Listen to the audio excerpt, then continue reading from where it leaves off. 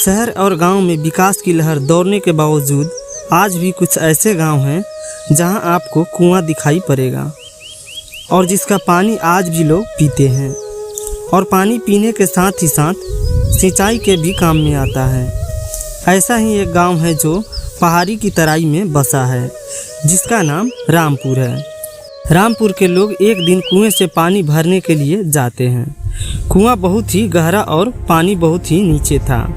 जब लोग बाल्टी खींचकर कुएं से पानी लाते हैं तो पानी की जगह खून निकलने लगता है, जिसे देखकर लोग हैरान रह जाते हैं और उस कुआं का नाम खूनी कुआं रख देते हैं। यह बात गांव में चारों तरफ फैल जाती है। चौपाल पर लोग इकट्ठा होते हैं और खूनी कुएं के बारे में चर्चा करना शुरू कर देते हैं। अकलू चाचा, हम क्या सुन रहे हैं? कुएं से खून निकल रहा है। मुखिया जी, उम्र 80 साल हो गई मेरी, लेकिन आज तक मैंने ऐसा कभी नहीं सुना था। अब तो मैं कुएं के पास जाकर अपनी आंखों से देखना होगा। हमें तो समझ नहीं आता है इसके पीछे क्या कारण है। हमें लगता है कि हमें थाने में चलकर थानेदार को सूचना देनी पड़ेगी। मुखिया जी, चाहे कुछ कह लो, हमें तो यह भूत प्रेत का मामला मालूम पड़ता है। ऐसे कैसे कुएं से खून निकल जाएगा? या तो कुएं में कोई भूत है या फिर किसी डायन ने कुएं के पानी को मंत्रों से खून बना दिया है। अकलू चाचा, हमेशा तुम भूत प्रेत और डायन की बातों में लगे रहते हो। अरे हो सकता है कि कुछ और हो। हमें लगता है थानेदार को सूचना जरूर देनी चाहिए। मुखिया की बात सुनकर गांव के सभी लोग मुखिया के साथ थाने की तरफ बढ़ जाते हैं और कुएं से खून निकलने की घटना को थानेदार को बताते हैं।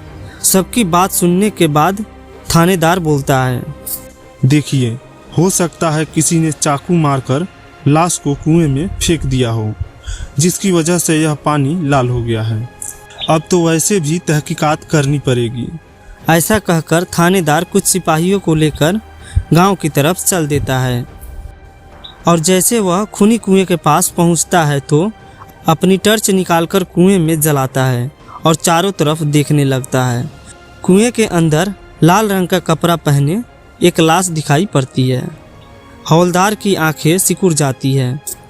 आनन फानन में उतरने वाले लोगों को बुलाता है और लाश को बाहर निकालता है।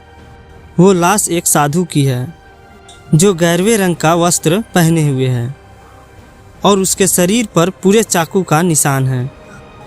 थानेदार उस लाश को पोस्टमार्टम के लिए भेज देता है। तुम गांव वालों ने मिलकर मंदिर के पुजारी को मार डाला और ऊपर से रिपोर्ट लिखाने भी आ गए। बताओ, किसने मारा पुजारी को? कोई कुछ नहीं बोलता। थानेदार मुखिया और अकलू चाचा के साथ साथ गांव के 21 सम्मानित लोगों को पकड़कर जेल में बंद कर देता है। थानेदार जी, भला हम पुजारी को क्यों मारेंगे? हम जैसे बेगुनाहों को जेल में बंद करने का आपका कोई अधिकार नहीं। देखो मुखिया, मैं तुम्हारे गांव की जनता नहीं हूँ जो तुम मुझे बेवकूफ़ बना दोगे। मैं थानेदार हूँ। मैं अच्छी तरह से जानता हूँ किसको पकड़ना है और किसको नहीं। मुखिया, मैं आखिरी बार कहता हूँ, अब भी बता दो पुजारी को किसने मारा। मैं लोगों की आंखें पढ़ता हूँ। मैं तुम्हारी आंखें चीख चीख कर बता रही है कि पुजारी को तुमने ही मारा है।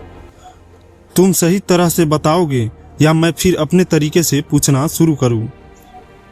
देखो, मैं तो कहता हूं बता दो, तुम्हारी सज़ा कुछ कम करवा दूंगा। नहीं तो फिर समझ लो, जब मैं अपना तरीका अपनाऊंगा तुम सभी बोलोगे और तुम्हारी सज़ा भी बढ़ जाएगी। मैंने भी बहुत दिन नेतागिरी की है थानेदार साहब। कानून की थोड़ी बहुत जानकारी हमको भी है। जब तक कि दोषी साबित नहीं हो जाता तब तक आप मुझे पकड़ नहीं सकते। ठीक है, पोस्टमार्टम रिपोर्ट आ जाने दो, पता चल जाएगा। एक दिन रात में पुजारी की आत्मा थानेदार के पास आती है और उससे कहती है, मुझे मंदिर से पकड़कर रात में मुखिया और उसके साथियों ने मिलकर मारा था और मुझे घसीटकर कुएं तक ले आए और उसके बाद मेरे शरीर पर चाकू से वार किया और मुझे कुएं के अंदर डाल दिया। थानेदार साहब, आपको परेशान होने की ज़रूरत नहीं है।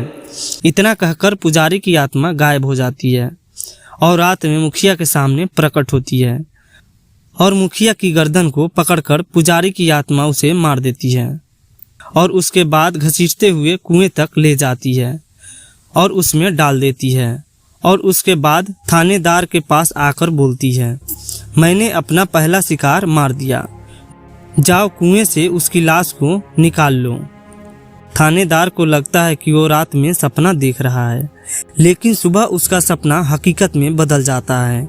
इसी तरह एक एक करके पुजारी सबको मार देता है और पुजारी की आत्मा श्राप देती है, गांव में कुएं का पानी हमेशा हमेशा के लिए खून बन जाएगा।